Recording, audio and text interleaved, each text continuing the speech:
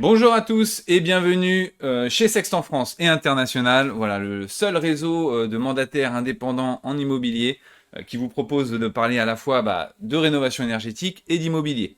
Alors, le sujet du jour, c'est quoi? Le sujet, c'est les travaux éligibles aux aides d'État. Et donc, dans un premier temps, le programme, ça va être de cibler les différents postes de travaux sur lesquels il faut agir pour pouvoir rénover une passoire énergétique de manière performante. Ensuite, on listera sur ces postes de travaux quelles sont les différentes solutions de travaux à effectuer dessus, bien évidemment en essayant de voir lesquels sont les mieux subventionnés. Et ensuite, on vous donnera un exemple pour terminer d'un espèce de combo gagnant où effectivement, sur une maison classique, on a fait un espèce de combo gagnant en termes de coûts, bénéfices, énergie et bien évidemment aide par rapport aux subventions. Donc pour animer ce live, j'ai le plaisir d'avoir à mes côtés Charlotte Boulanger. Charlotte Boulanger qui est responsable des aides financières au groupe At Home. Bonjour Charlotte. Bonjour Pierre-Luc, Comment vas-tu? très bien et toi? Ça va, je te remercie. Alors, tu as plein de choses à nous raconter. Juste avant de commencer, de rentrer dans le vif du sujet, est-ce que tu as vu un petit peu les annonces qui ont été faites par l'État à la presse concernant justement les aides qui allaient être réformées? Bien sûr, ouais, l'État a confirmé du coup ces changements pour 2024 la semaine dernière. Donc ma prime Rénov va subir des grosses mutations en étant vraiment axée Réno Global et va vraiment accompagner les clients dans ce sens-là D'accord, bah oui, pour c'est effectivement. éradiquer les passoires thermiques. Ouais. Bah oui, hein, c'est les F et les G qui sont dans le viseur. Il y a eu effectivement au précédent live, j'avais annoncé que l'État voulait injecter 1,6 milliard d'aides supplémentaires pour pouvoir aider les foyers et notamment les plus modestes. Il y a quand même pas mal de bonnes nouvelles avec effectivement le dispositif d'aide MaPrimeRénov', hein, qui est encore en train d'évoluer. Un taux de prise en charge pour les ménages les plus modestes qui peut aller jusqu'à 90%, ça c'est juste incroyable.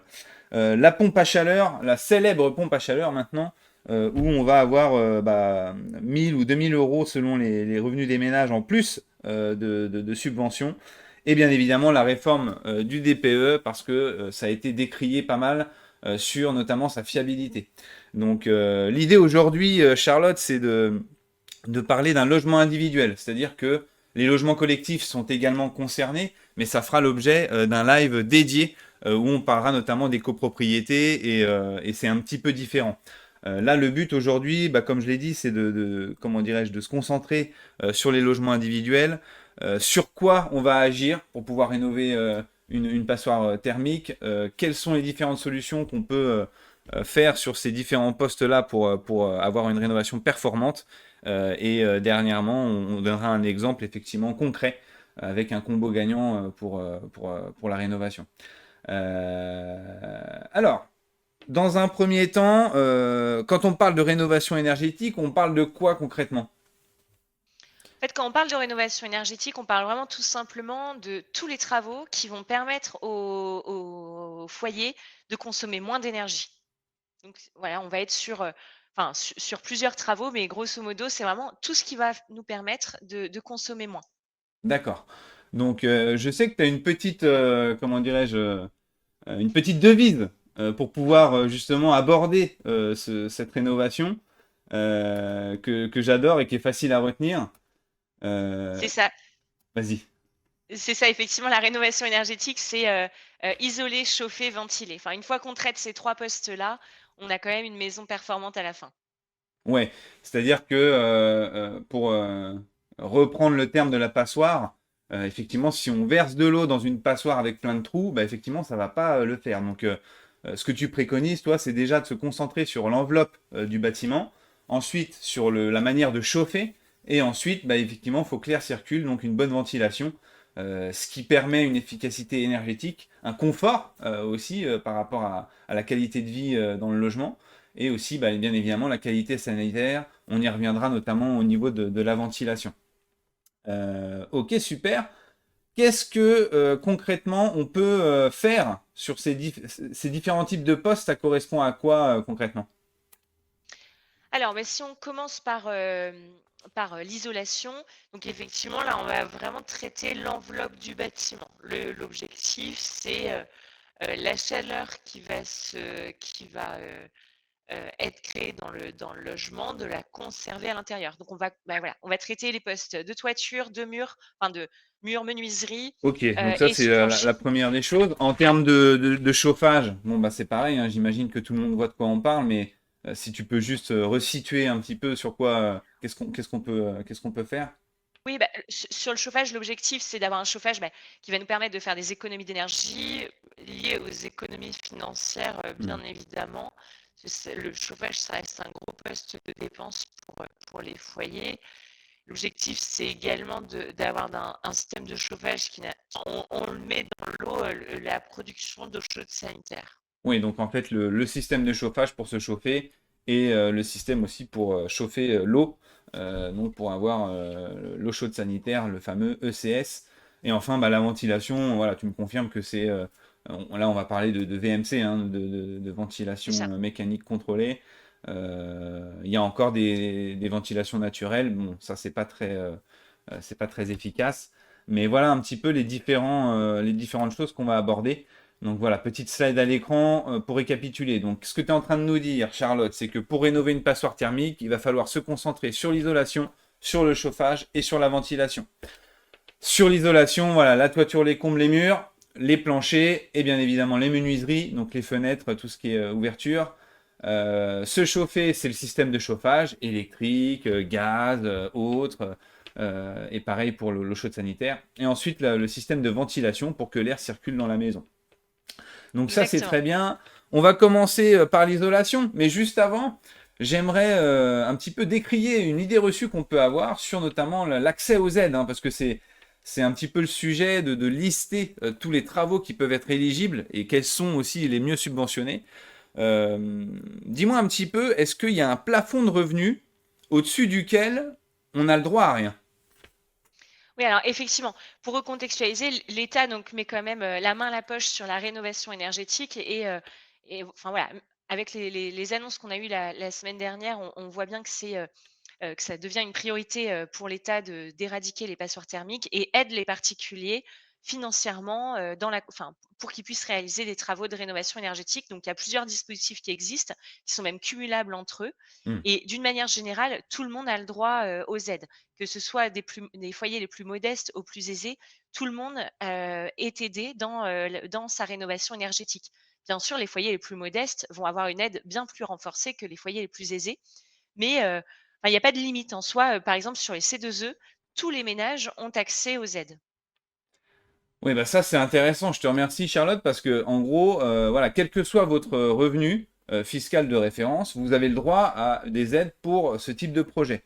Bien évidemment, tu l'as souligné, les aides vont beaucoup plus aider les foyers qui sont modestes, voire très modestes, voilà, ce qui me paraît logique.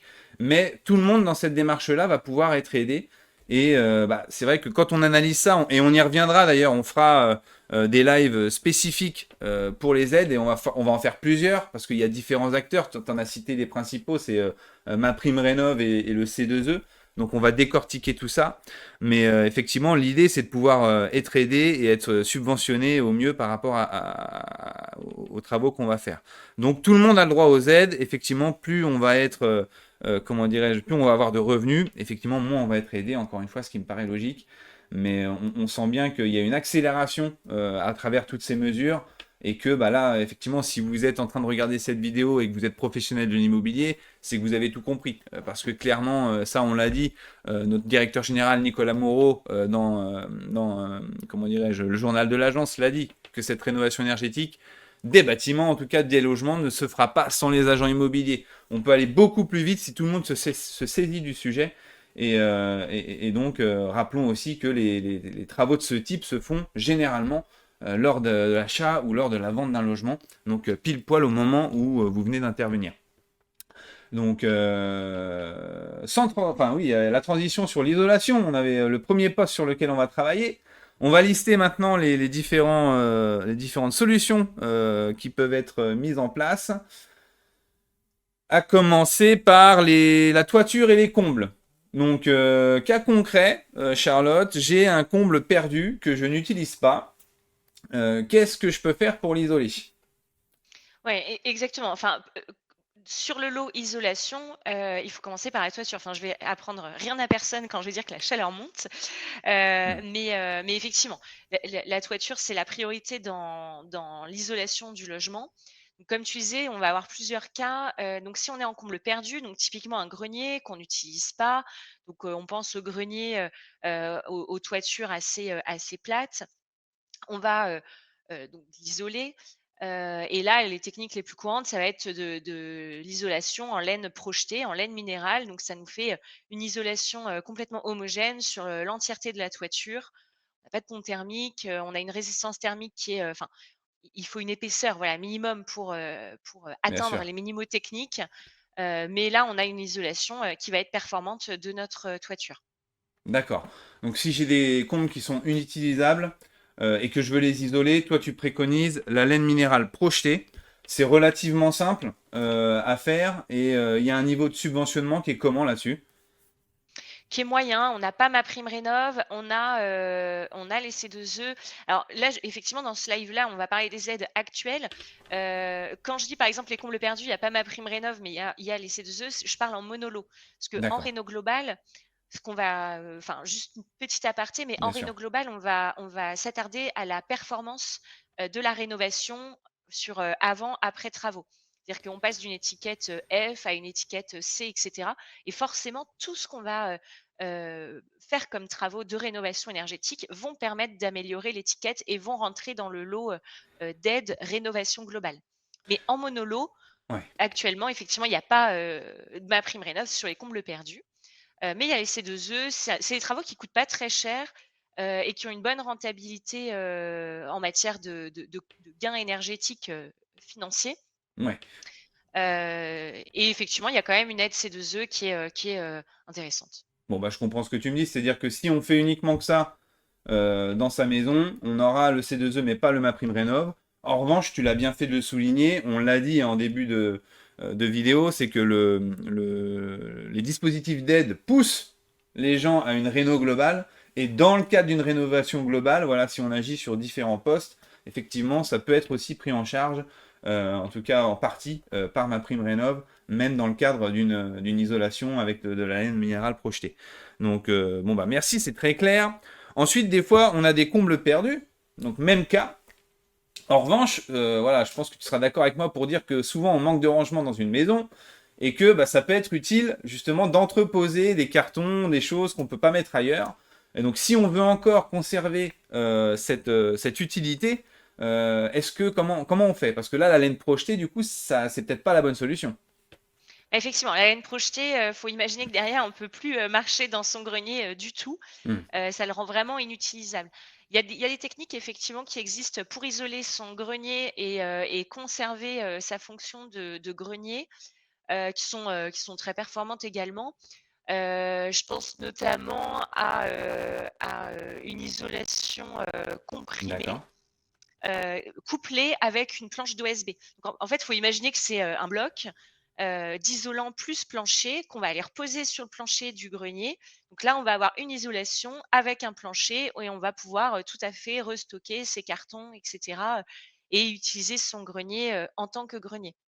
Par contre, d'accord. c'est, des travaux qui coûtent plus cher, Hmm. et qui sont aidés exactement de la même manière que, les combles perdus, puisqu'on reste sur le lot, isolation de combles perdus. Je comprends. Bah, ce qui peut être intéressant quand même, parce qu'on l'a dit, hein, ça a quand même un réel intérêt de garder une fonction à ces combles perdus, notamment pour entreposer toutes les affaires qu'on ne peut pas mettre ailleurs. Et donc là, tu dis la solution, c'est pas la laine projetée, c'est quelque chose d'un petit peu plus onéreux, qui est au même niveau de subventionnement que de subvention, pardon, mais on conservera effectivement la fonction d'entreposage à travers en fait une création de plancher isolé, hein, si je vulgarise un petit peu Exactement. c'est ça. Donc, ok. Bon, bah ça, c'est intéressant. Donc, pour le cas maintenant où on a des combles aménageables, c'est-à-dire que on n'a pas encore aménagé ces combles-là, mais à la base, ils ont quand même la possibilité d'avoir une fonction d'habitation. Est-ce que là, on a des aides ou pas? Mais je vois ce que tu veux dire. Tu as un grand grenier et tu veux le transformer en chambre. Tout à fait. Mais là, alors c'est possible, ça, il y a pas de souci et c'est souvent très utilisé pour agrandir sa maison. Par contre, dans ce cas-là, on n'a pas le droit du tout aux aides, ni C2E, ni MaPrimeRénov'. Parce qu'en fait, dans ce cas-là, tu agrandis ta maison. Tu es pas en train de répondre à la question, «Je consomme beaucoup, je vais faire les travaux pour consommer moins d'énergie». Tu n'es pas dans la problématique, où tu améliores ta performance Hmm. énergétique. Donc c'est très bien, c'est, des travaux, qui d'agrandissement. Il faut bien sûr isoler, ce grenier si tu veux le transformer en chambre. Il y a même d'autres travaux qu'il va falloir prévoir, pour le transformer en surface habitable. Mais en tout cas, tu vas pas pouvoir enfin bénéficier des dispositifs d'aide. Ok, bon bah c'est très clair, c'est-à-dire que c'est très bien, c'est-à-dire que souvent voilà, c'est de la surface en plus, donc on va augmenter la valeur du bien. Comme tu dis, c'est plus assujetti à de l'agrandissement. Donc effectivement, là, on n'aura pas de subvention parce que ça ne concerne pas une rénovation énergétique en tant que telle. Donc ok, très bien. Donc comble aménageable, pas d'aide sur l'isolation, mais on a quand même un autre cas avec une pièce qui est déjà existante, qui est sous rampant.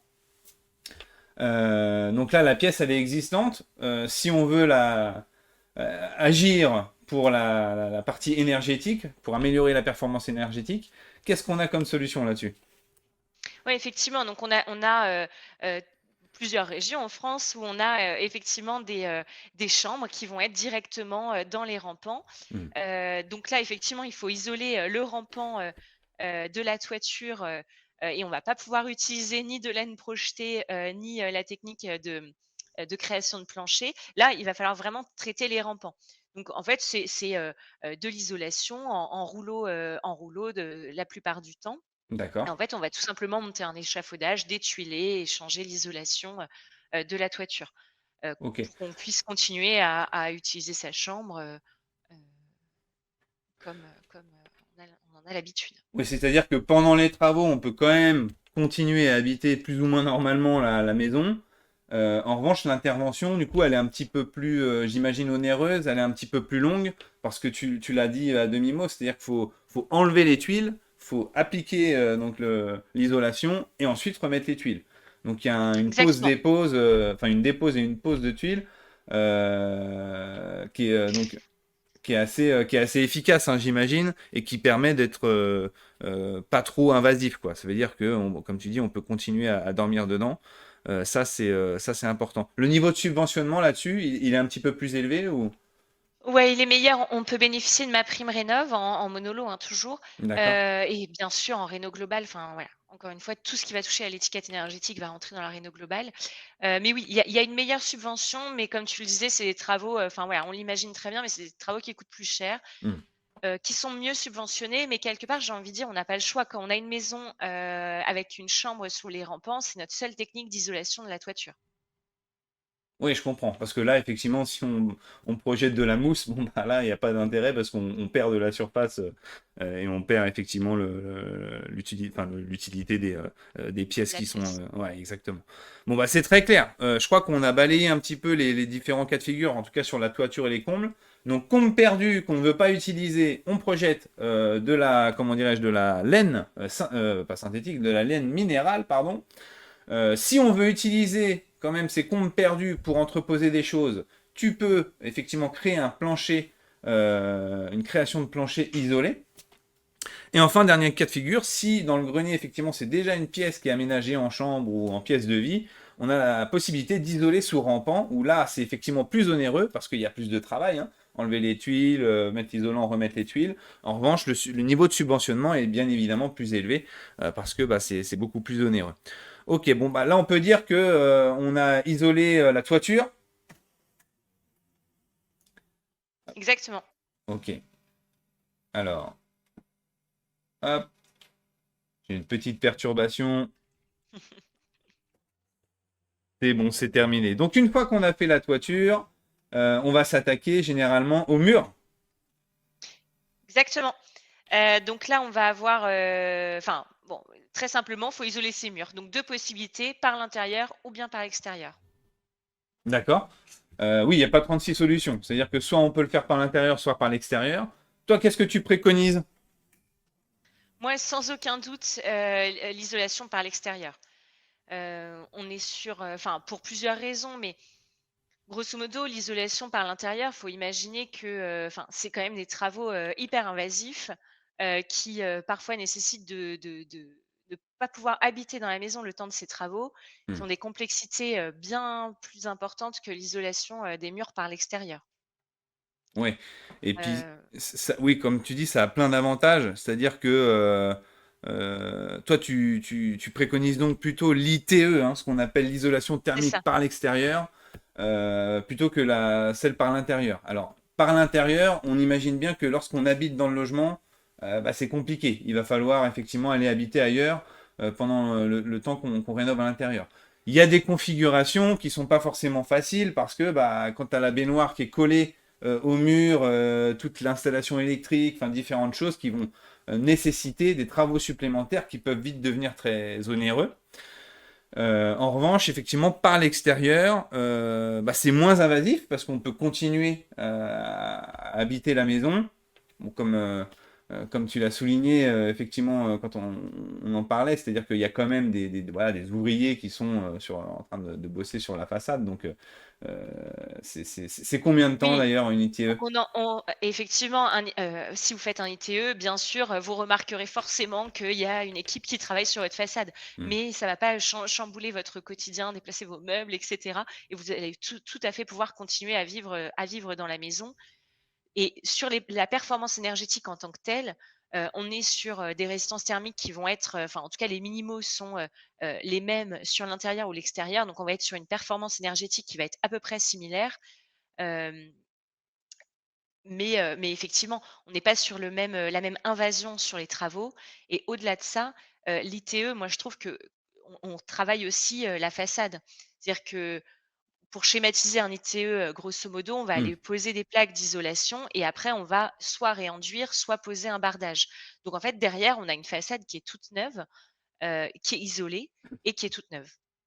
Ouais, ça, c'est intéressant parce qu'il y a une partie d'embellissement où non seulement Ouais, on agit sur la performance énergétique du logement, mais en plus on peut en profiter bah, pour un petit peu, enfin pas un petit peu, pour rénover la façade, soit comme tu dis, avec de l'enduit pour refaire vraiment un ravalement tout propre, tout neuf, ou soit en posant du bardage. Donc je crois que c'est des plaques un petit peu de bois ou dans d'autres matériaux.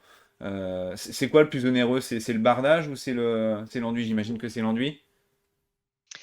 honnêtement, je saurais pas te répondre à cette question, Ouais. navrée. Non, bah, Mais mais tu vas pouvoir me dire quand même quel est le mieux subventionné entre l'intérieur et l'extérieur. ouais, mais Euh, c'est l'ITE. En plus de ça, l'ITE est mieux ouais. subventionné. Après l'isolation par l'intérieur, bon là, on en a fait un petit peu un tableau noir. Maintenant, si on est dans le cadre effectivement d'un changement de propriétaire et des gros, logements dans la maison, et qu'on est parti dans tous les cas, pour schématiser, pour tout casser et tout reconstruire, bon bah là, l'isolation des murs par l'intérieur peut être une bonne solution. Hmm. Mais effectivement, c'est moins bien subventionné que l'isolation des murs par l'extérieur. Oui, c'est-à-dire que il y a deux choses. C'est-à-dire que l'isolation intérieure, c'est pas tout le temps possible. En tout cas, ça peut devenir vite compliqué. C'est à la base, si la configuration s'y prête, moins onéreux qu'une isolation par l'extérieur, mais c'est moins bien subventionné. En revanche, tu préconises l'ITE parce que ça permet notamment de rénover la façade en même temps, d'avoir la possibilité de continuer à habiter dans le logement, donc c'est moins invasif. Et surtout, ça, en termes de surface, parce qu'un isolant, ça a quand même une épaisseur. Donc si on isole par l'intérieur, on va perdre de la surface. Exactement, ouais, ouais. Et rappelons que bah, dans certaines régions, bah, le prix au mètre carré peut être très élevé. Donc voilà, même si parfois ça peut être 2-3 mètres carrés de perdu, ça peut valoir quand même assez cher. Donc ça, c'est important de le souligner. Ça se réalise en combien de temps généralement? Et alors, juste avant que tu me répondes, on peut pas faire du cas par cas aujourd'hui, hein. Là, Non. on essaie d'évoquer bah, toutes les différentes solutions qu'on peut appliquer sur une maison. Après, c'est effectivement en analysant l'existant qu'on peut préconiser une solution ou une autre. Mais là, l'idée, effectivement, c'est de dégrossir un petit peu tout ça. Donc toi, tu préconises l'isolation thermique par l'extérieur, niveau subventionnement plutôt élevé par rapport à celle qu'on peut faire à l'intérieur. Et la réalisation, généralement, ça peut se faire en combien de temps? En une semaine, enfin, et comme tu le D'accord. disais, chaque maison va être différente d'une région à une autre ou même, enfin, même dans la même région, dans la même commune, on a des spécificités qui peuvent, varier et rendre, le chantier, plus complexe ou plus long. Enfin, Ok. typiquement, une maison à étage le chantier va être plus long qu'un plein pied et cetera. Hmm. Mais ouais, grosso modo, faut compter une semaine. Ok. Bon, bah, une semaine, c'est très clair. Donc là, on a fait la toiture, on a fait les murs. Qu'est-ce qu'il nous reste? Il nous reste les planchers et les fenêtres. Donc, rapidement, Ouais. peut-être sur les planchers, qu'est-ce que tu peux nous dire? Alors sur les planchers, donc là, on va isoler la maison par le dessous, en isolant, le sous-plancher. Donc ça, enfin, toutes les maisons ne sont pas concernées par ce type d'isolation parce qu'il faut soit avoir un vide sanitaire ou un sous-sol. Donc, D'accord. typiquement, si on a un sous-sol, on va aller isoler le toit du sous-sol, Hmm. par le sous-sol pour, voilà, pour bloquer, heu, les variations de température qu'il puisse y avoir et isoler, encore une fois, l'enveloppe de la maison. Ouais. Heu, oui, En fait, on a l'image un petit peu du sous-sol, comme tu dis, un peu brut. C'est-à-dire que le, le, le plafond du sous-sol, c'est encore les parpaings qui sont plus ou moins isolés. Donc là, toi, c'est simple. On va pas effectivement créer un nouveau plancher parce que sinon on va rehausser la maison, ça risque d'être compliqué. En revanche, on va l'isoler par le dessous où on va fixer, j'imagine, des plaques isolantes en les reliant d'une manière à éviter les ponts thermiques. Voilà, ça va être bien relevé. Ça faut faire attention. C'est pour ça, éviter de faire ce genre de travaux tout seul, sauf si vous maîtrisez vraiment le sujet parce que bah, effectivement vous risquez de perdre beaucoup de temps pour une efficacité qui n'est pas forcément très réussie. Donc en revanche avec un professionnel comment dirais-je ça sera forcément une bonne chose. Donc on isole les sous-planchers. Faut qu'on ait un sous-sol ou un vide sanitaire, hein, tu es d'accord avec moi? Faut qu'on puisse passer en dessous. exactement. Donc ça, c'est la condition sine qua non pour isoler le plancher bas. Ok, le niveau de subventionnement là-dessus? Il est moyen, c'est-à-dire qu'on n'a pas on bénéficie pas de ma prime rénov en monolo, mais il y a des C2E sur l'isolation des planchers bas et encore une fois, toutes les maisons ne sont pas concernées. D'accord, ok. Bon, bah ça, c'est effectivement, c'est toujours intéressant à savoir. En tout cas, si vous avez un sous-sol ou si vous avez un vide sanitaire, sachez que vous pouvez agir aussi sur ce point-là. Les fenêtres, pour finir sur le thème de l'isolation, voilà, on en a parlé un petit peu parce que c'est souvent quelque chose, pareil, encore une fois, une idée reçue. On pense que souvent, rien qu'en changeant ses fenêtres, on va améliorer significativement la performance énergétique d'une maison ou d'un logement. Or, c'est pas forcément le cas. Est-ce que tu peux nous débunker un petit peu cette idée reçue, Charlotte? Oui, bah, comme je le disais et encore une fois, je pense que j'apprends rien à personne, mais la chaleur monte, donc le poste le prioritaire, ça reste la toiture. Ensuite, effectivement, il va falloir, traiter, les façades, enfin et l'enveloppe de sa maison. Donc quand on voit sur une maison, traditionnelle, encore une fois, bon, bah, les murs représentent une superficie beaucoup plus importante que celle des fenêtres. Maintenant, si on est en simple vitrage, ça reste, à mon sens, nécessaire de changer ses fenêtres pour passer en double, triple vitrage et d'avoir une isolation, performante sur ses fenêtres. Mais je trouve Oui, que le gain, il est surtout en termes de confort, mais qui est pas négligeable, hein, parce qu'on a tous connu, une maison en simple vitrage où en plein hiver, on passe à côté de la fenêtre, on a tout de suite cet effet de courant d'air qui est ouais, très désagréable. ça c'est bien vrai. Donc, Ouais. pour moi, c'est même pas une question. Quand on est en simple vitrage, c'est nécessaire de changer ses fenêtres. Hmm. Maintenant, ça reste quand même maintenant de plus en plus rare d'avoir Oui, plus on des avance maisons aux dans le fenêtres temps simple et vitrage. plus, voilà, plus on a du double vitrage un peu partout. Ouais, Donc en fait, si je récapitule, tu préconises bien évidemment de changer les fenêtres pour au moins du double vitrage lorsqu'on est en simple. Sinon, si c'est déjà en double vitrage, tu dis que ça va pas forcément changer beaucoup de choses en termes d'efficacité énergétique. Il y a encore des subventions là-dessus, hein, donc c'est pour ça qu'on oui, en bien parle. sûr. En revanche, c'est pas comment dirais-je, un geste qu'on peut faire unique pour pouvoir vraiment améliorer significativement la performance. On peut le dire, c'est-à-dire que c'est bien de le faire si on fait aussi la toiture, si on fait aussi les murs.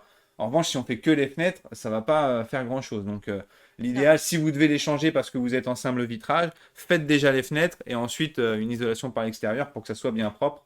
dans cet ordre-là, généralement, c'est plus logique. Donc, Exactement. tu l'as dit, quoi qu'il en soit, même si vous voulez changer vos fenêtres, parce que même si vous êtes en double vitrage et que, comme l'a dit Charlotte, quand vous passez devant la fenêtre, vous sentez le courant d'air, en termes de confort, ça peut être intéressant. Le niveau de subventionnement, il est plutôt faible, hein, j'imagine, là-dessus. Oui, alors il y a des C2E, il y a MaPrimeRénov'. Maintenant, au regard du coût, effectivement, on va être à 10-15% de subvention pour donner un ordre de grandeur. Hmm. Après, bon, bah, on le sait tous, le prix des fenêtres, c'est sur mesure, ça va dépendre de beaucoup de choses, mais grosso modo, ouais, on va être à 10-15% de subvention. Il y Bon, a autre chose aussi que je voulais rajouter sur les fenêtres. C'est intéressant en termes de confort et de sécurité. Alors moi, je trouve que aujourd'hui, le simple vitrage, voilà, rien que pour la sécurité, c'est intéressant d'en changer. ok. Bon, bah, c'est clair. Bah, je crois qu'on a un petit peu bouclé la partie isolation. On vous a dit d'isoler la toiture et les combles, les murs, les fenêtres et les planchers bas. Donc je vous mets un petit récapitulatif de ce que nous a dit Charlotte à l'écran. Voilà, vous pouvez le capturer pour mémoire. Mais en gros, sur la toiture, soit on a des combles perdus qu'on ne veut pas utiliser. Et là, c'est la laine projetée. Si on veut les utiliser, on peut créer un plancher isolé. Ensuite, si on a une pièce de vie qui n'est pas isolée, là c'est de l'isolation sous rampant, c'est un petit peu plus cher, mais le niveau de subvention est un petit peu plus élevé. L'avantage, c'est que les travaux ne sont pas invasifs, vous pouvez continuer à vivre à l'intérieur. En ce qui concerne les murs, bah, tu l'as dit Charlotte, il n'y a pas 36 solutions, c'est soit par l'intérieur, soit par l'extérieur. Souvent, c'est plus pratique de le faire par l'extérieur, parce que peut y avoir à l'intérieur plein de facteurs qui compliquent l'intervention. Donc, qui plus est, c'est un petit peu plus onéreux par l'extérieur, mais c'est mieux subventionné. Et ça a le mérite d'embellir votre logement parce que bah, vous pouvez en profiter effectivement pour rénover votre façade. Vous aurez vraiment une façade toute neuve. Les fenêtres, on l'a dit, si vous êtes en simple vitrage, n'hésitez pas à passer en double. Si vous êtes déjà en double, c'est pas forcément quelque chose qui va, en tout cas, un geste seul sur les fenêtres ne va pas améliorer significativement votre performance énergétique. Et les planchers, tu l'as dit, ça concerne pas toutes les maisons. Lorsqu'on a un vide sanitaire ou lorsqu'on a un sous-sol, oui. Sinon, si on ne peut pas accéder au sous-sol, en tout cas aller en dessous de la maison, c'est compliqué, donc on n'est pas concerné. On a fait le tour hein, sur l'isolation, tu me confirmes? Oui, Ok, super. Et ben, on va passer au chauffage.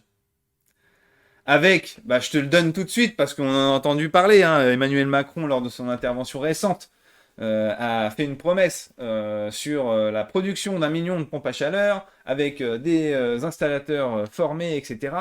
Donc on a l'impression que c'est vraiment si tu veux, la solution hein, pour tout ce qui est chauffage. Toi, qu'est-ce que tu en penses, toi? Est-ce que c'est vraiment une très bonne solution d'installer une pompe à chaleur? ouais, la pompe à chaleur RO notamment, oui, c'est une très bonne solution. Ça permet des gains énergétiques vraiment considérables. Et donc, enfin, sur euh, en termes d'économie d'énergie, mais aussi en termes enfin, d'économie d'énergie au sens financier et pouvoir d'achat du logement, enfin, D'accord. du foyer. Donc, oui, la pompe à chaleur RO, c'est un très bon moyen de chauffage. Maintenant, en fait, ça va dépendre de ce qu'on a actuellement. Parce que, enfin, typiquement, si on est en radiateur électrique, une pompe à chaleur RO, ça va pas forcément être, le bon moyen de remplacement de chauffage. Oui, en fait, ça dépend encore de l'existant. C'est ça hein, que tu es en train de me Exactement. dire. Il faut Ouais, toujours en fait, étudier déjà du cas par cas. c'est ça. Sur le chauffage, on va regarder déjà ce que vous avez d'existant, avec quel est votre moyen de chauffage actuel et on va vous proposer, voilà, des solutions qui vont être, adaptées, en fait, en fonction de ce que vous avez. Si, je vais illustrer, par exemple, avec la chaudière fioul. Bon, l'objectif, c'est, d'éradiquer les chaudières fioul, forcément. Hmm, Donc on va, en fait, une chaudière fioul, vous avez une chaudière quelque part dans votre maison, dans votre garage, et cetera, qui va produire, enfin, on va utiliser le fioul pour chauffer de l'eau et après vous avez un réseau hydraulique qui va aller distribuer cette eau chaude dans toute votre maison. Donc soit par un plancher chauffant, bon, ça reste assez rare sur, les chaudières fioul, hmm. ou alors, vous avez des tuyaux, où l'eau chaude, va se balader partout dans la maison et alimenter les radiateurs.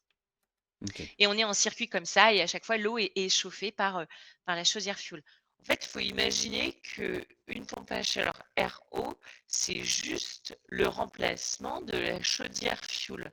On va remplacer cette chaudière par une pompe à chaleur RO qui va faire le même travail, c'est-à-dire qui va chauffer de l'eau chaude pour aller la distribuer partout dans la maison, mais qui va le faire différemment. C'est-à-dire qu'au lieu d'utiliser du fioul, pour chauffer cette eau-là, on va utiliser les calories, de l'air, on va voilà, utiliser les calories de l'air extérieur pour chauffer cette eau chaude et après, enfin voilà, qui va faire le même travail de chauffage dans la Oui, donc maison. en fait, Donc là, on n'a plus du tout de et on n'a plus du tout de consommable. donc c'est vraiment la meilleure solution selon toi, lorsqu'on a une chaudière au fioul, de passer sur une pompe à chaleur RO, parce qu'on récupère, en fait, on réutilise le réseau existant qui relie notamment au radiateur, et donc on a juste à changer l'appareil en lui-même, de changer la chaudière du fioul en pompe à chaleur.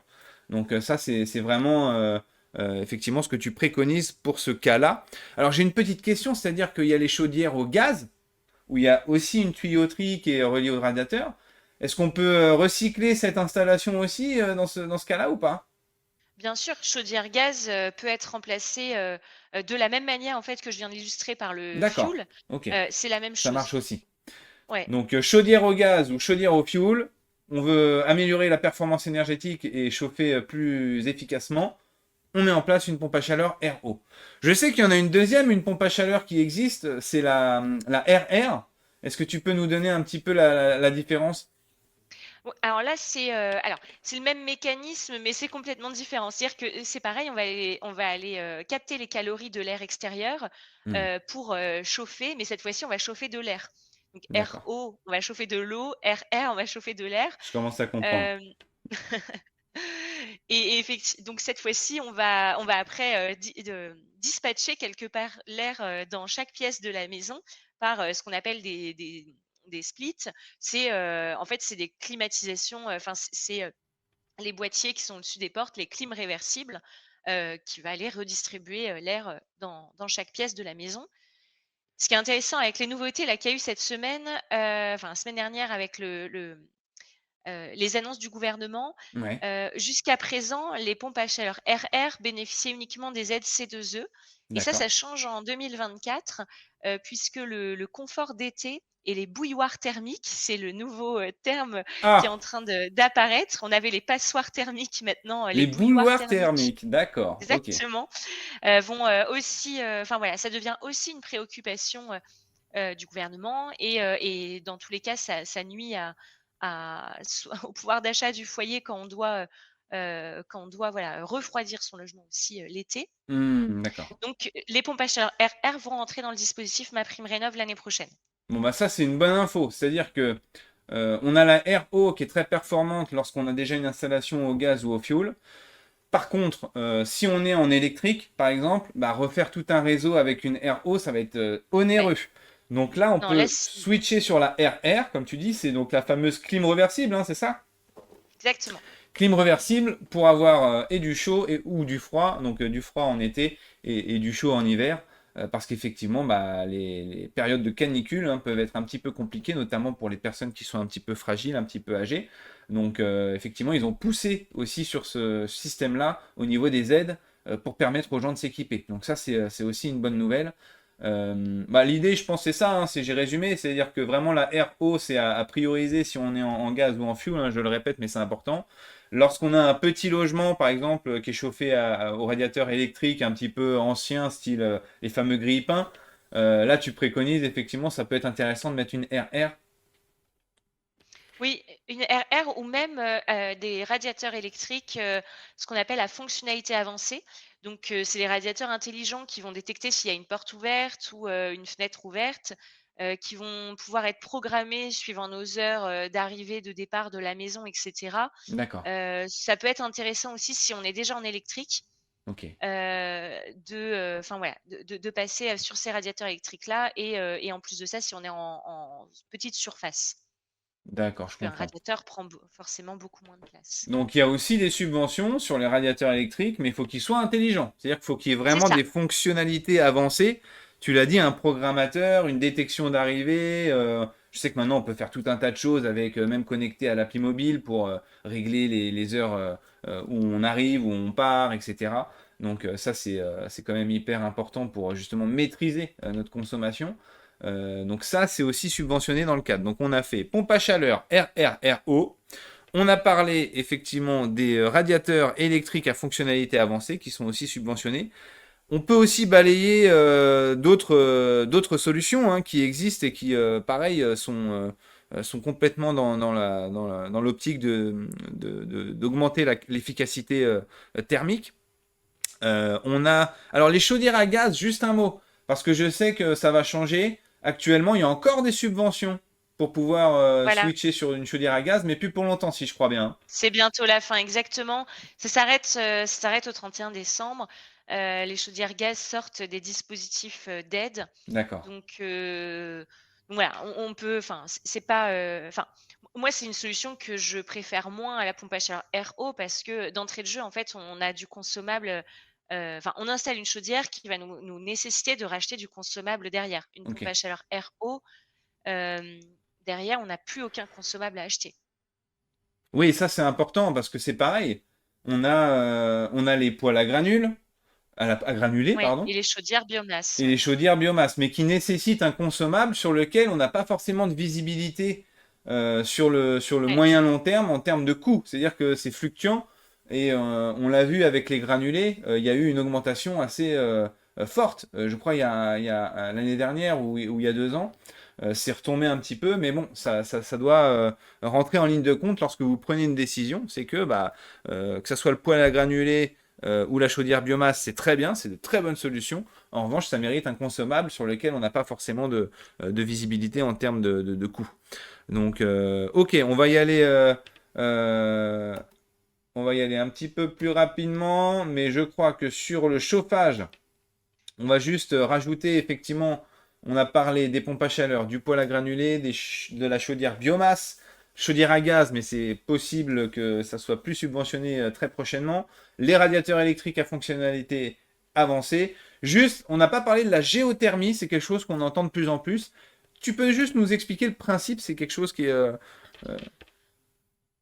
Et ouais, la géothermie, alors c'est une solution intéressante et également, qui est différente de celle qu'on vient d'évoquer. En fait, la géothermie, donc c'est toujours pareil, c'est une pompe à chaleur. Donc on va Ouais. aller capter, les, calories pour chauffer, de l'eau, de la même manière.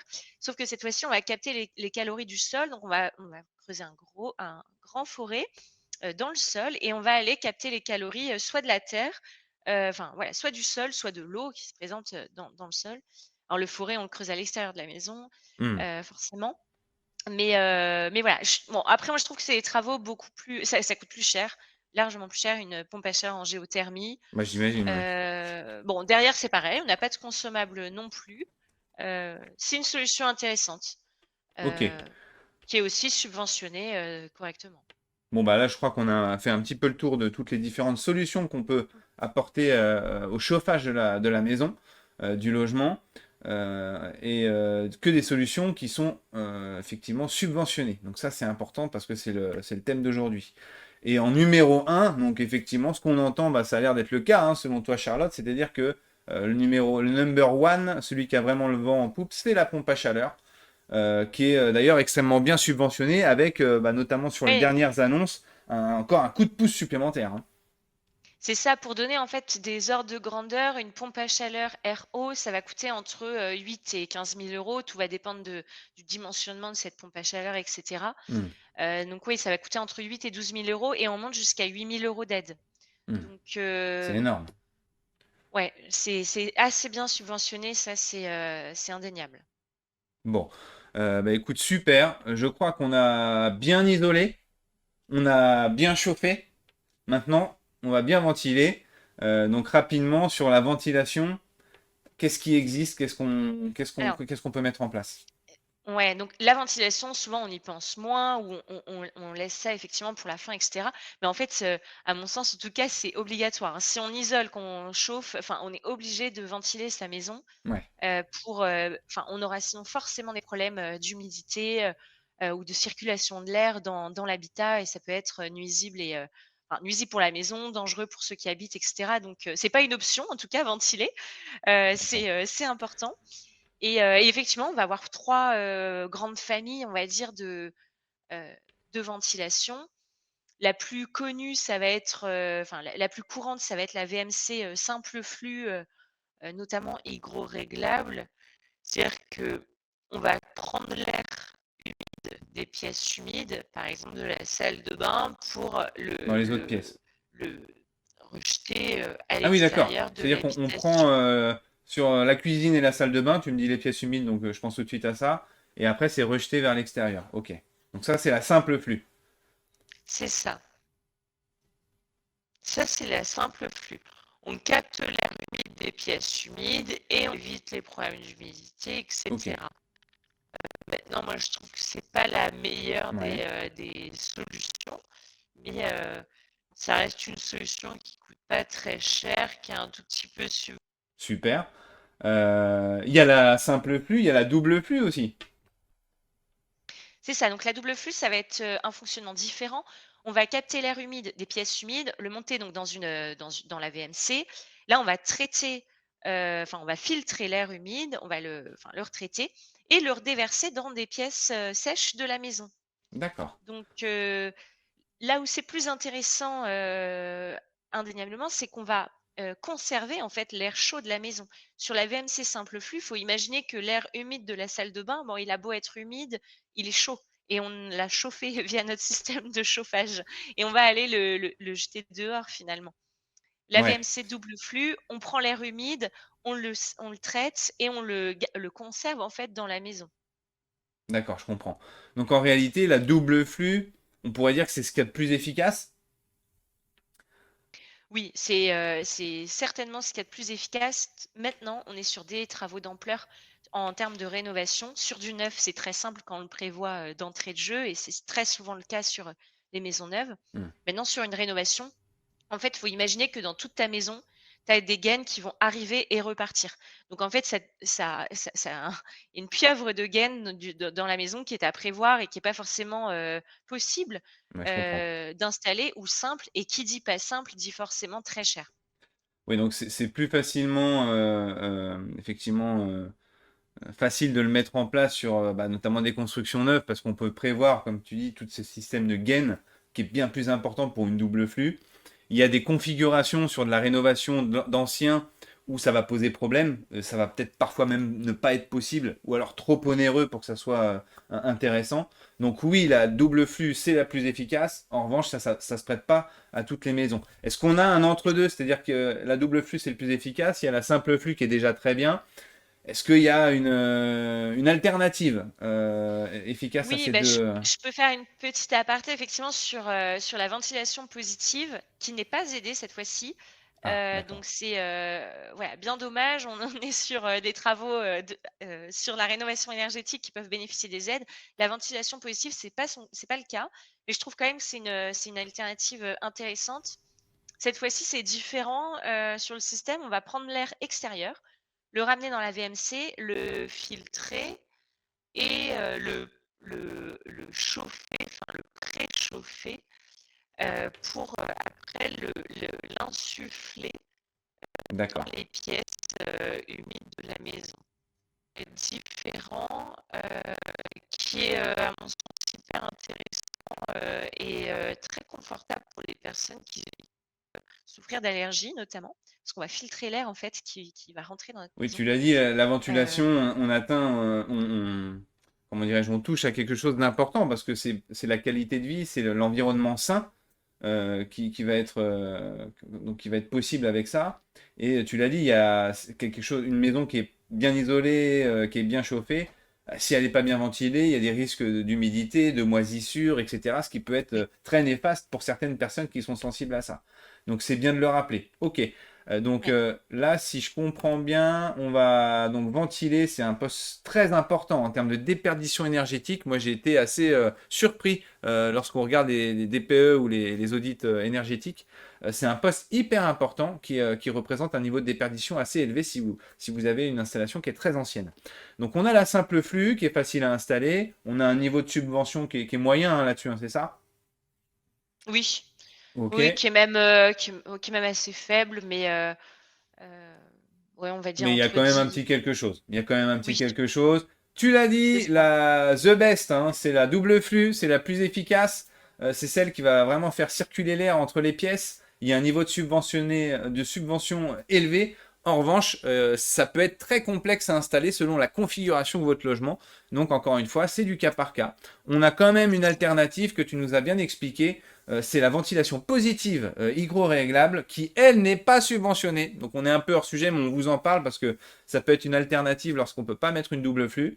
Où tu as bien expliqué le principe d'insufflation. Et donc, même si c'est pas subventionné, en termes de qualité de vie et en termes de performance énergétique, ça reste relativement intéressant. Et ben écoute, c'est top, Charlotte. Je crois qu'on a fait le tour des 3 postes les plus importants sur lesquels on doit agir en priorité pour rénover une passoire thermique. Donc l'isolation, le chauffage et la ventilation. Tu nous as listé tout un tas de Exactement. solutions et je t'en remercie avec à la clé des subventions plus ou moins élevées, mais sur tout ce qu'on a cité, hormis la VMC justement hydro-réglable positive, tout est assujetti à une subvention. Donc après, c'est du cas par cas. L'idée, effectivement, c'est de répondre aussi à quelques questions, même si on y a répondu assez instinctivement. On avait effectivement la question sur les combles aménageables. Donc effectivement, on y a répondu. Est-ce qu'on a des subventions pour aménager des combles qui sont aménageables? Eh bien non, c'est-à-dire qu'on considère que là, on n'est pas dans de la rénovation énergétique, mais dans de l'agrandissement. Et donc, vous n'aurez pas de la subvention, même si ça peut être très utile pour augmenter la valeur de votre bien. On a la question d'Emmanuel qui nous demande si on a le droit à une subvention lorsqu'on est en SCI. Donc, je crois qu'il y en a une, mais pas l'autre, hein, c'est ça, hein. On a... Oui, c'est ça. On peut bénéficier des C2E, mais pas de MaPrimeRénov' actuellement. Mais effectivement, on a des aides à la Ok, rénovation donc ça, énergétique en c'est SCI. possible. Il y en a moins, effectivement, de disponibles parce que c'est plus réservé aux ménages, aux particuliers. En revanche, c'est possible. Et donc, j'ai eu aussi une réaction parce que on a parlé, on a mis sur la vignette un panneau solaire. On en a parlé rapidement entre nous, hein. Effectivement, le panneau solaire, c'était un piège parce que oui, il y a des subventions dessus, hein. Ça, faut quand même le dire. Il y a quand même l'État qui met la main à la poche. En revanche, là, c'est du hors sujet. C'est ce que tu m'as dit, c'est-à-dire que là, on n'est pas sur le fait d'améliorer la performance énergétique en elle-même. C'est juste qu'on va améliorer sa consommation et optimiser sa consommation d'énergie. C'est ça que tu me disais? Ou je dis une bêtise? Oui, exactement. Les panneaux solaires, alors, la question n'est pas d'en poser ou pas d'en poser. Enfin, moi, je trouve que c'est hyper intéressant d'en poser puisqu'on va aller produire sa propre énergie d'une manière verte. Et ce qu'on produit, on ne va pas l'acheter et du coup, on est moins dépendant des prix, des variations de prix de l'énergie comme on a pu le connaître l'hiver dernier notamment. Hmm, Maintenant, les panneaux solaires ne vont pas nous permettre de faire de l'économie d'énergie. Ça va nous permettre de faire une économie financière sur notre achat d'énergie dans notre foyer, bien mais sûr. on consommera toujours le même nombre de kilowattheures. On le produit mieux et on est maître après de sa production. Ouais. Enfin, on est autonome, on va dire, sur sa production, mais en soi, on va consommer toujours la même quantité de kilowattheures. Ouais. Il y a une petite aide effectivement de consommation avec EDF, mais du coup, ça ne rentre pas dans le dispositif C2E ou Oui, je MaPrimeRénov'. comprends. C'est-à-dire qu'il y a l'État hein, qui va aussi mettre la main à la poche parce que c'est super intéressant, comme tu le dis, c'est préconisé, c'est une énergie relativement verte. Donc ça, ça fera l'objet encore une fois, hein, d'un live dédié à ça parce qu'il y a plein de choses à dire et on aura des invités, encore une fois, qui viendront donner leur point de vue, des professionnels vraiment là-dessus. Et ok, bon bah, écoute, on va terminer, je pense, par le combo gagnant hein, sur une maison assez classique, une maison individuelle classique, sur laquelle on a effectivement priorisé le rapport coût-bénéfice en termes d'énergie et subvention. Donc toujours avec nos 3 points, hein. Un, traiter l'enveloppe du bâtiment. Ce sont des comptes perdus, on a projeté de la laine. Et on a eu effectivement comment dirais-je, une isolation des combles, mais qui sont perdus. Effectivement, comme son nom l'indique, si c'est une pièce sous rampant, on peut isoler sous rampant, effectivement, avec la dépose des tuiles, l'isolation et la repose des tuiles. Donc tout ça, c'est subventionné. Sous rampant, c'est plus subventionné, mais c'est plus onéreux. Et effectivement, la plus simple et la plus rapide, c'est effectivement le compte perdu où on projette de la laine minérale. Tu l'as dit, pour traiter l'enveloppe du bâtiment, il y a les combles, effectivement, mais il y a aussi l'enveloppe extérieure. Donc on peut isoler une maison soit par l'intérieur, soit par l'extérieur. Sur ce cas-là, pour avoir un combo gagnant, on a fait une ITE. Et effectivement, c'est très bien subventionné. De plus, voilà, ça permet d'être moins invasif, on perd pas de surface. Il y a plein d'avantages à faire une IPTE lorsque c'est possible. Encore une fois, il y a quelques cas exceptionnels où, de par le fait qu'on est proche d'une église ou qu'on est classé bâtiment de France, ça peut poser des soucis. Mais effectivement, là, on parle d'un cas classique. Les menuiseries, si effectivement on est en simple vitrage, de passer en double vitrage, il y a quand même une subvention dessus. Donc là, on a traité l'enveloppe du bâtiment, on a isolé la maison par les combles, par l'extérieur et de par les menuiseries. Ensuite, on chauffe de manière efficace et bien dimensionnée avec le remplacement de la fameuse chaudière à fioul par une pompe à chaleur RO. C'est celle-là que tu préconises lorsqu'on est au chauffage individuel, gaz ou fioul. C'est le plus intéressant. Il y a d'énormes subventions là-dessus, donc profitez-en. Parce que ça sera peut-être pas le cas dans quelques années. Donc vraiment entre 9 et 15, entre 8 et 15 000 euros, hein, tu m'as dit, pour une pompe à chaleur subventionnée jusqu'à 8 000 euros. Donc c'est juste énorme. Et enfin, la ventilation, le BESS, c'est la double flux. Dans ce cas-là, c'est possible. Donc on part là-dessus. C'est subventionné moyennement, mais il y a quand même des belles aides. Et si on n'a pas la possibilité, de par la configuration, de mettre une double flux, eh ben c'est simple, on a l'alternative qui n'est pas subventionnée mais qui est très bien, c'est la ventilation positive réglable, la VPH. Est-ce que j'ai pas dit de bêtises? Est-ce que tu confirmes tout ce que je viens de dire, Charlotte? Exactement, c'est parfait. Bon bah parfait, je te libère parce que je sais que tu as un rendez-vous juste Oui, après. alors Vas-y. très bien. Ouais, non, je voulais juste faire une petite aparté sur, en fait, tous ces travaux-là. Bon, j'ai essayé de donner des ordres de grandeur, et cetera, pour pouvoir se situer en termes de coûts, de subventions, et cetera. Mais tous ces travaux-là sont proposés par PPF, qui est le partenaire de Sextante, PPF Préservation du patrimoine. Et en fait, à chaque fois, on fait une simulation via, du coup, le service, Atome, de Prime. On fait une Hmm. simulation complètement, personnalisée en Personnalisé. fonction de la situation du client, et cetera. Voilà, dès lors qu'on a un devis, PPF Préservation du patrimoine, on a, sa simulation d'aide, personnalisée en fonction de sa situation. Je rebondis notamment sur les SCI, et cetera, les revenus, et on sait, exactement quel niveau de subvention on peut avoir. Bah, ça, c'est super important de le souligner parce que, effectivement, toi, c'est vraiment ton métier. C'est-à-dire que il y a PPF qui réalise les travaux et toi, selon le profil du client, tu vas vraiment l'accompagner pour qu'il puisse percevoir toutes les aides auxquelles il peut être assujetti et donc optimiser, en Exactement, fait, le projet en termes de subvention. C'était bien sûr. comment dirais-je, le sujet d'aujourd'hui. Tu l'as bien fait de le rappeler avec le partenariat parce que grâce au partenariat Sextant PPF, bah, effectivement, un bon nombre de nos agents sont déjà capables effectivement d'accompagner leurs clients sur ce projet de rénovation énergétique, notamment en étant capables de réaliser des bilans thermiques. Sans le DPE, ils peuvent estimer quelle LED sera le DPE et en fonction de ça, face à une passoire thermique, pouvoir préconiser sous forme de devis. Hein, clairement, l'agent Sextant aujourd'hui qui est affilié au partenaire, il peut aller très très loin. Voilà, nous, ça fait des mois qu'on réfléchit. On a sélectionné effectivement le meilleur partenaire pour pouvoir accompagner nos agents et leurs clients dans ce défi écologique qui est le nôtre. Donc, écoute, bah, je te remercie en tout cas pour ton intervention. On en refera plein. C'est-à-dire que, comme tu l'as dit, hein, là, on a listé toutes les solutions qui peuvent être existantes, les postes de travaux.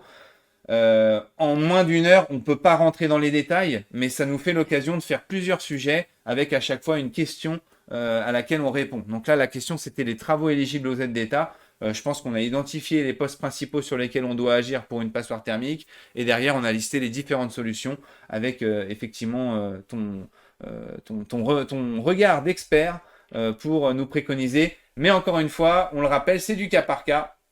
Donc effectivement, si vous êtes concerné par un projet de rénovation, faites appel à un de nos agents.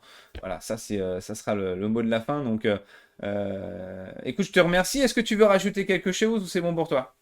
Moi, je pense que c'est bon pour moi. S'il n'y a pas d'autres questions, c'est parfait. Eh ben, je te remercie J'ai- Charlotte. J'espère te retrouver dans d'autres volets, notamment concernant les aides. Hein. On rentrera plus en détail, notamment sur les acteurs, les financeurs, parce qu'ils sont nombreux. Et effectivement, ça peut vite être un casse-tête pour le particulier. Donc, on essaiera comment dirais-je, d'éclairer tout ça, d'éclairer tout le monde. Je te remercie, je te souhaite une excellente journée et j'espère à très bientôt. À toi aussi, bonne journée. Au revoir. Merci. Hop.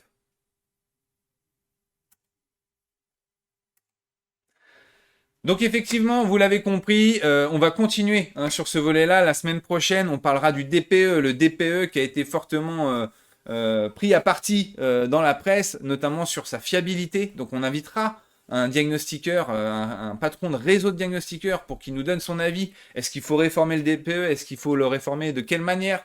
Donc ça, on sera ravis de communiquer. Ne manquez pas tout ça. C'est le troisième aujourd'hui qu'on fait au sujet de la rénovation énergétique et de l'immobilier. Donc si vous ne l'avez pas encore fait, allez voir les replays des précédents. Voilà, abonnez-vous à la chaîne, suivez la page, tout ce que vous voulez pour pouvoir ne rien manquer. Parce que ça va être extrêmement intéressant. C'est un sujet qui est plus que d'actualité. Voilà, si vous êtes professionnel de l'immobilier et que vous êtes en veille, voilà, vous ne pouvez pas ne pas passer à côté de l'actualité de la rénovation énergétique. C'est vraiment le chantier du siècle et on veut absolument aider effectivement comment dirais-je cette démarche de rénovation du parc de logement avec cet objectif ambitieux d'ici 2050 d'avoir que du BBC, du full BBC, que du A ou du B en DPE. Voilà, ça va pas être facile, mais encore une fois, si on s'y met tous, je pense qu'il y a vraiment possibilité d'aller très rapidement. Donc voilà, je vous souhaite une excellente journée et je vous dis à très bientôt pour un prochain numéro.